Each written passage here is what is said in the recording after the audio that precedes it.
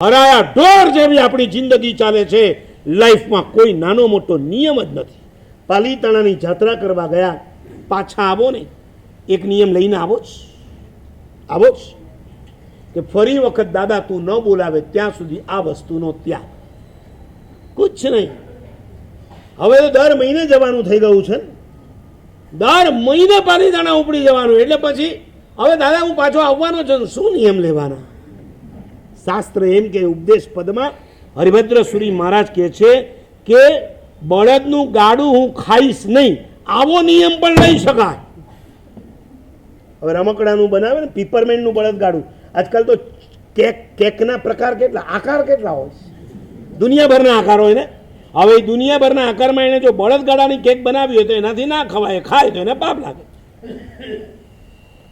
મારી વાત એ નાનો મોટો ધર્મ આપણા જીવનની અંદર લાઈફ ટાઈમ માટે હોવો જ છે. એટલે પૈસા કરતા પુણ્ય ચડ્યું, પુણ્ય કરતા કોણ ચડ્યું? પુરુષાર્થ. એકવાર ધર્મનો પુરુષાર્થ ચાલુ થઈ જશે ને પછી ખાતામાં શું છે શું નથી કોઈ પડી નથી. કામ કરે જાઓ. ગીતામાં કૃષ્ણ લખે છે ને, કર્મ નિયમાધિકારસ્તે માં ફલેશુ કદાચન. આપણી ભાષામાં એને ખતવવું હોય તો એમ કહી શકાય, કર્મ એટલે પુરુષાર્થ અને ફલ એટલે પુણ્ય. તું પુરુષાર્થ કરતો જા, પુણ્ય તરફ તારી દ્રષ્ટિને નહીં. ઓકે. એટલે પૈસા કરતા કોણ ચડ્યું? પુણ્ય. પુણ્ય કરતા કોણ ચડી ગયું? હજી આગળ લઈ જાઓ. આ પુરુષાર્થ કર્યા પછી પણ જો અહમ આવી જતો હોય, આવે કે ના આવે? 24 જીન દીક્ષા તપ એને પુણ્ય કહેવાય કે પુરુષાર્થ કહેવાય? ધર્મ પુરુષાર્થ, બરાબર છે.